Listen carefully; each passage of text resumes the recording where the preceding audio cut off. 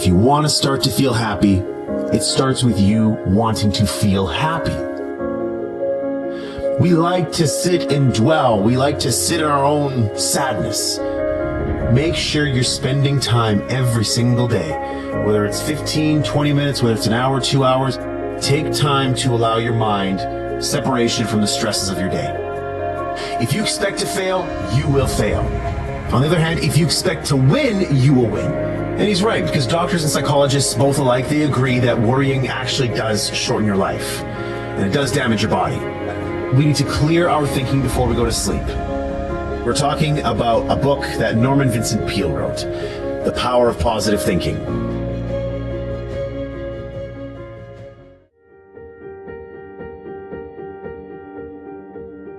Let's kick this off with golden nugget number 1, creating your own inner happiness. That you are responsible for your own happiness. Because unhappiness is usually the byproduct of you thinking sad thoughts, you having these negative feelings, you having resentment towards others, and just having an overall crappy outlook on life. So if you think those things, what do you think is going to happen? You have to force yourself to not think those negative thoughts. Peale says we have to get into the happiness habit by thinking upbeat, cheery thoughts throughout the day. We like to sit and dwell. We like to sit in our own sadness. I don't like to do that, but I just know that sometimes my brain forces me to do that. I don't know why. So I have to force myself to not do that. I have to put on upbeat music. I have to go do something productive. I have to get in the gym. I have to go hang around friends that are going to make me laugh. And it's tough. At first, it doesn't feel right. It feels like you're forcing it because you are forcing it. But eventually, it starts to make you feel better. There are miracles happening all around you. There is beauty all around you. Open your eyes and look. Can you see the sun shining? Great.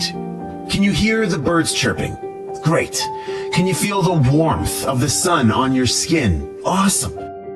There's simple beauties all around us. If you want to start to feel happy, it starts with you wanting to feel happy. So short circuit those negative thoughts. And when you start to feel bad, when you start to find yourself gossiping, feeling guilty, feeling angry, feeling whatever it is you're feeling that's negative, turn that around. Force yourself to think positively, do positive things, and while it doesn't feel right at first, keep going. You're on the right path. Golden nugget number 2, the antidote to anxiety. Is that people waste a lot of their time, a lot of their energy fuming and fretting about things that they cannot control. Go back to Covey's principle. Circle of concern, circle of influence. Focus only on those things in the circle of influence. Everything else in the circle of concern, you can't control. You can't affect that. So move on. Don't allow your mind to just spend time in that space. You're wasting your mind's energy. So as part of this antidote to anxiety, Peale says that we need to slow down to relieve our anxiety and to attain peace. And he suggests meditation. He suggests that we devote at least 15 minutes daily to calming and relaxing ourselves by thinking peaceful thoughts, or not thinking anything at all. So something he shares in the book is to help get rid of the tendency to worry and get angry, we need to relax and spend a few minutes thinking about beautiful, peaceful settings, hearing the birds chirping, feeling the sun on our face, all these things that I was talking about before, where it's just a matter of you actually thinking that in your mind. Wherever you are, if you're at work, if you're in your house, it doesn't, or close your eyes and open your mind to maybe a place where you were on vacation before. And go there for 15 minutes. Smell the smells, feel what the sand feels like on your feet, feel yourself plunging into the ocean. So the antidote to anxiety, it's all about clearing your mind. However you choose to do that, make sure you're spending time every single day. Whether it's 15, 20 minutes, whether it's an hour, 2 hours, if you're working out of the gym, whether you're doing yoga, whether you're going to cycling class, whatever, take time to allow your mind separation from the stresses of your day. Golden nugget number 3, expect the best. If you expect to fail, you will fail. On the other hand, if you expect to win, you will win. So, what seeds are you planting in your mind? Are you planting seeds of positivity or seeds of negativity? Guess what? Your life is going to give you back more of that. Are you planting seeds of, doubt and, I'm not going to make this work, or something bad is going to happen? If you're planting seeds of that, guess what you're going to get? More of that.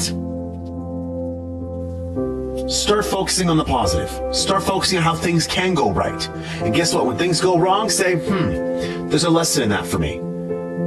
Because life doesn't happen to me, it happens for me. So everything that's happening is there to teach me a lesson. This isn't a setback, it's a set up. This thing that's really bad, it happened for a reason. I'm going to learn from it and I'm going to get better. Golden nugget number 4. Worry not. And he's right, because doctors and psychologists, both alike, they agree that worrying actually does shorten your life. And it does damage your body. We need to clear our thinking before we go to sleep. And we need to imagine our worries flowing out of our body like water out of a glass. So don't think that my path is the right path. No. This path is good for me. I replaced worry with hope by putting together goals. I put together 3 goals: a financial related goal, a health related goal, and a professional related goal. Something that what I was going to do with my life. And back in the day when I was going through those stresses, I was worrying a lot. I was having a tough time sleeping. I was having chest pains. My heart was palpitating all the time.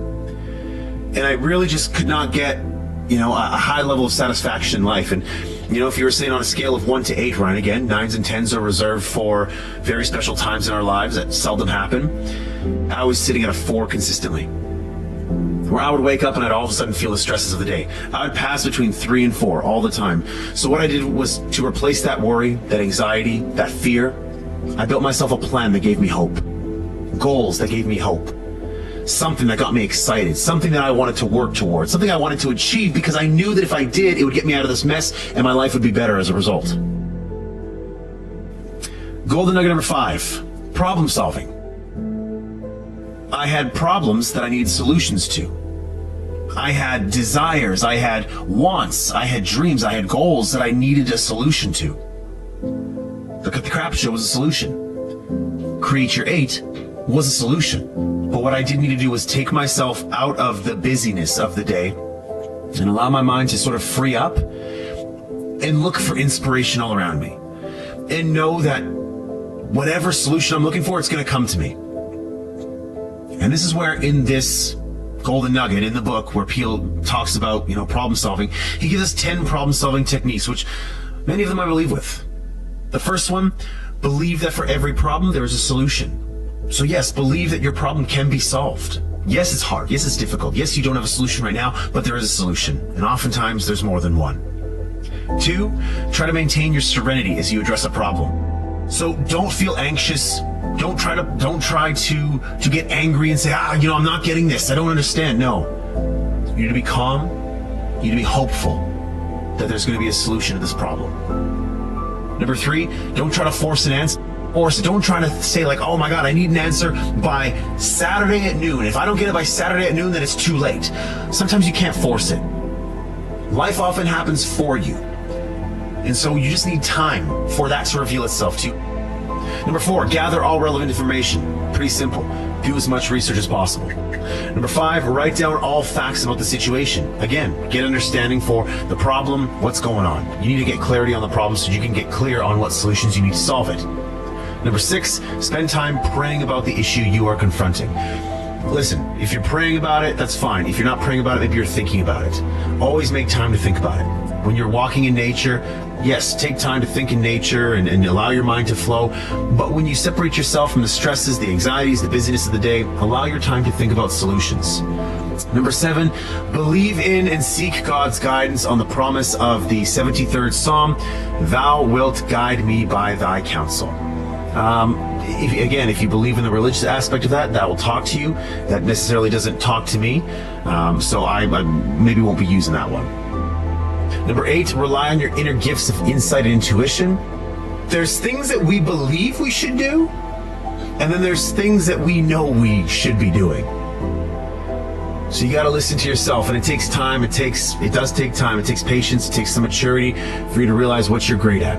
And sometimes you're doing something just to make a living, just because it's my job, it's my career, it's what I believe I'm great at. But you have other gifts within you that maybe you're not exploring yet, that you should be. Number 9, attend religious services where you can and listen peacefully and let your subconscious work on the problem. Again, you can go to church or you can just go for walks. I love going for walks, period. I put music on my ears and allow myself to think. Pretty simple. Number 10, the answer that develops in your mind or comes to pass is the right answer. So I just allowed the thoughts that came in my mind. Whenever I had a thought, an inspired thought, I wrote it down on my phone. Pulled up my phone, opened up the notepad, and just wrote it down. At the end of the day, I would think about it, ponder on it, say, you know what, this idea is something I want to go further into and dig deeper into that. That's exactly how this show happened. That's exactly how Create Your 8 happened. It's exactly how you're going to find solutions to your problems. Last but not least, golden nugget number 6, how to handle heartache. Now, everybody at some point in their life experiences heartache, and it's tough. And so Peel says that for us to get over heartache, we need to resist the heartache by staying busy.